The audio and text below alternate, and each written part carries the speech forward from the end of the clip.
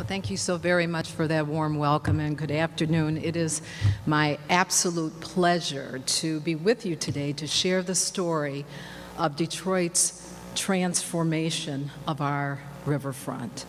Now, I hope that many of you are here today. You're enjoying yourself, our tigers and our lions. Yeah, that's great. I'm a native Detroiter, so I have to tell you, I have such a passion for my sports team here. But I hope that you've also had an opportunity to experience our beautiful riverfront. And if you haven't, I encourage you to do so before you leave. You will be so amazed at how beautiful it is. We have such pride as a community, and even though we've just begun, it is an absolutely fantastic place and space. So I hope you'll find some time to visit our waterfront. You know, it's no secret that these days, revitalized waterfront can be a significant catalyst in the economic and the social revival of a community. Think about Baltimore or Pittsburgh or Chicago. Many of these communities have really got it in the sense that they have very skillfully taken their waterfront and connected it with the revitalization and the sustainability of their respective communities. And the good news, we are so thrilled that finally here in Detroit, we've got it, and we are working so very hard to bring our riverfront back to life. The Detroit River has a very rich history dating back to the founding of Detroit, to the time of the traders. We've had fabulous ribbon farms, all of which contributed very significantly over hundreds of years to the development of Detroit. But despite all of these years of growth and support by our Detroit River, there really was never a focus on a pedestrian connection, if you will, to the waterfront.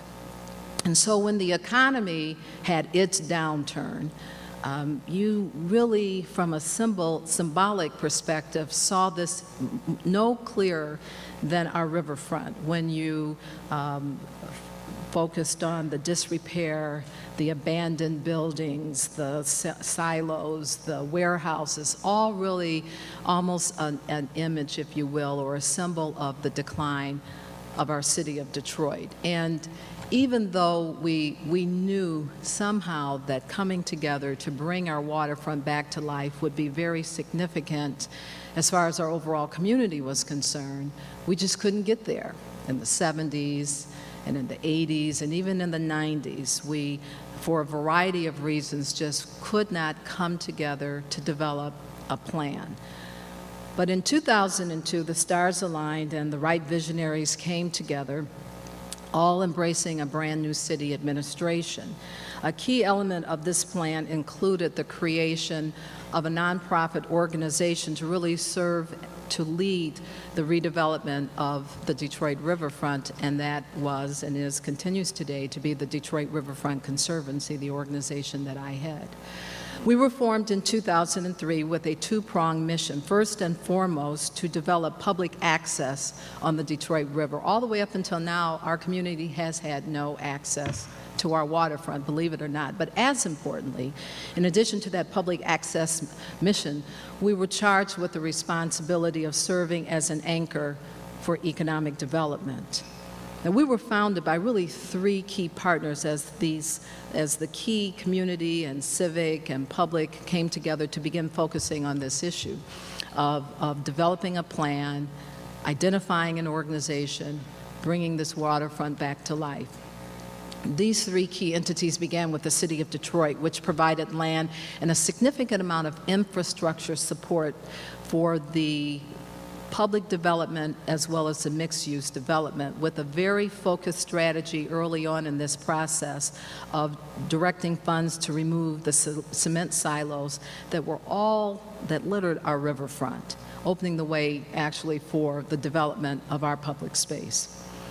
General Motors, which put an additional $25 million. Now, this was in the early 2000s, so they added an additional $25 million to their $500 million restoration of their headquarters, the Renaissance Center, which is right on the waterfront, in order to develop their waterfront presentation, which included a plaza as well as the first brand new half-mile of Riverwalk that they immediately donated to the Detroit Riverfront Conservancy.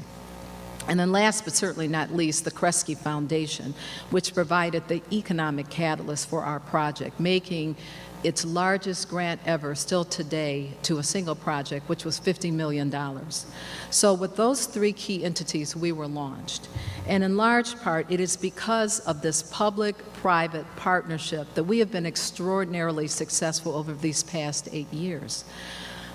Our overall vision is to develop 5.5 miles of waterfront. We look to go as far west as the Ambassador Bridge, which is our bridge to Canada, to far east as Gabriel Richard Park, which is just east of our Belle Isle Bridge. Now, what we've done is we've divided this vision into 2 phases, with the first phase being our East Riverfront vision, which is 3.5 miles of waterfront from our Joe Louis Arena, which is where our Red Wings play, to just east of our Belle Isle Bridge. And today we can boast more than 80% of the first phase of our vision complete. Now what that means is we've got 3 miles of waterfront that is open, that our community is connecting to, that they are totally enjoying. And this 3 miles includes a absolutely vibrant river walk that connects plazas and pavilions and parks and butterfly gardens and fountains and bike shops and cafes.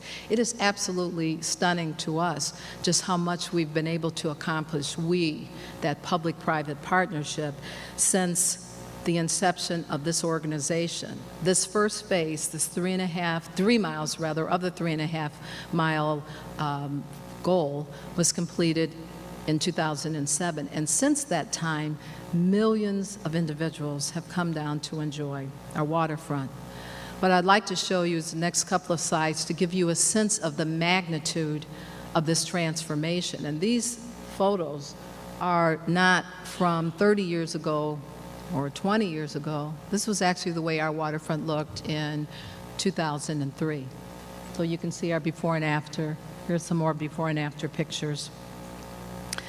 The waterfront, we've just got so many fabulous amenities as well, from our bike shops to, we actually have riverboat tours, our cafe, we have a fabulous carousel. It's just amazing what, coming together as a community, we've been able to do. It's a $300 million initiative that has already contributed significantly to an improved quality of life for our community. And that's today, being the development of this waterfront will play a very key role in the revitalization of Detroit. Now back to the waterfront, there's just so much activity that takes place on the riverfront. We host not only our annual River Days Festival, which brings hundreds of thousands of folks down to the waterfront. We have all kinds of environmental, educational, as well as recreational programs. We have fabulous programs to keep you healthy. We've got yoga on the river, we have Tai Chi on the river, we have an Autobahn club, I mean, you name it. It's just been so amazing how we are so fastly, as a community, learning all of the value and the benefits of this fabulous body of water, this new quality of life that can now be found at our riverfront. We're now focusing on how we can connect it with economic development. This investment can be seen in a variety of ways. Most recently, a number of corporations have announced their intent to move to downtown Detroit. As a matter of fact, they're already moving to downtown Detroit. 3,000 employees from our Blue Cross Blue Shield of Michigan, thousands of employees from CompuWare and Quicken, all coming down to downtown Detroit, the riverfront playing a key role in terms of attracting these businesses down to our downtown area. But it's not just the workforce, but it's also, it being downtown, the riverfront is becoming a magnet for people who want to live in downtown Detroit. According to the recent census, downtown Detroit has experienced a 59% increase in the number of college-educated residents under the age of 35 years old this past decade. So we're moving, and things are beginning to come back to life here in Detroit, certainly on our waterfront. But it's not just employees moving down to the river. Before the economic tsunami, if you will, that our community, certainly this nation, experienced, there were a number of residential developments that were announced on the waterfront, but those have been stalled, and they are slowly, we're beginning to see interest expressed again as far as developing mixed use on the riverfront. But we haven't stopped, and our public-private partners have continued to work to develop even in these challenging economic times. Here's an example of some of the development that's already on our waterfront, beginning with the William G. Milliken State Park and Harbor. It's Michigan's first urban state park right on our riverfront. It offers trails and shoreline fishing. We've got interpretive signage, wildlife observation. We have a wetland designed for stormwater treatment. In addition, we have a harbor that features more than 50 boat slips, covered picnic areas, just all kinds of cool stuff, in addition to a 63-foot replica of a historic Northern Michigan lighthouse right on our Detroit riverfront.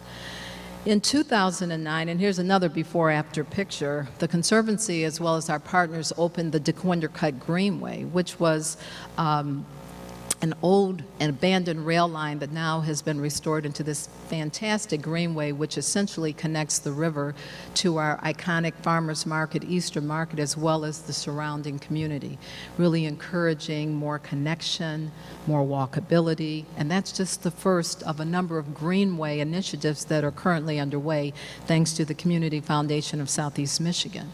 This summer, we were so pleased to welcome to the riverfront the new Detroit Wayne County Port Authority Terminal and Dock. It opened on the riverfront with an fabulous fanfare. We anticipated that it will attract and strengthen economic as well as tourism opportunities for our city and our region. The terminal not only houses the authority's headquarters, but also a passenger terminal and a customs processing center. The new dock, which is a big deal for us, it can accommodate now all types of water vessels, from cruise ships to ferries. There are even discussions with our friends across the water in Windsor as far as ways in which to connect by way of water, taxi services. So we've only just begun, and we're just so pleased to be able to have the Wayne County Port open and part of our whole riverfront synergy and the excitement. There are other recent developments, a new University Math and Science High School that serves more than 2,000 students right in the Riverfront District. The brand new Roberts Riverwalk Hotel, which some of you, I think, are staying at. And we're just so pleased to have Michael Roberts bring his hotel to our waterfront. And then the Coble Hall, our convention center, is currently under a renovation, and once it's completed, its whole southern exposure will be glassed and facing a beautiful view of the Detroit River, and it will actually connect, it being the Coble Center, to the Riverwalk. So it's so much activity, and that's just an example of some of the development that's currently in play. And then we're coming back as far as additional development of our own is concerned. In the spring of next year, we will begin the development of the final phases of the East Riverfront. So once we've completed our development efforts, we'll have 3.5 miles of beautiful, landscaped, developed public space waterfront. And our development will include, first and foremost, we'll be focusing on the Uniroyal site, which has been contaminated for decades. And finally, the remediation is underway, and we're so excited and pleased because it represents the largest disconnect as far as this riverfront pathway development on the East Riverfront end. In addition to the Uniroyal site, Mount Elliott Park, we're going to redo a park which is located immediately west of the Uniroyal site, which will have shoreline improvements. We're going to build another pavilion and plaza to lead specification, as well as a fully accessible play area with water fountains and all that good stuff for children of all abilities to enjoy. We'll also construct other smaller sections, again, the purpose of which is to open up the river to create more of a destination place and space for the community to enjoy. It's fabulous. It's wonderful. I know there's one last area I really have to obviously talk about is funding. How are we financing all of this? Well, as I mentioned earlier, this was a $300 million initiative that was launched, of which the Conservancy's nut, if you will, is $140 million. That $140 million will give us all of the funds to construct as well as to permanently operate, maintain, provide the security and programming for the East Riverfront, the first phase of our project space. And if that wasn't enough, we are responsible for raising all of the funds. We receive no tax subsidy. The Conservancy is responsible for funding all components of this project. And quite frankly, I have to tell you that my board won't let me build what I can't take care of. So, with that in mind, of the $140 million, we've raised $105 million to date. We are prepared to launch the next phase of our capital campaign next month, in which we'll be announcing a new gift to launch that effort. And we will continue to stay focused on raising all of those dollars, constructing the remaining portions of the East Riverfront, and beginning to expand our vision to the west as we begin to move forward to fulfill our 5.5-mile bridge-to-bridge and beyond vision. So on that note, I'm going to conclude my remarks by welcoming you again to Detroit, thanking you so much for your support, and inviting you to come down and check out our waterfront. Thank you so very much.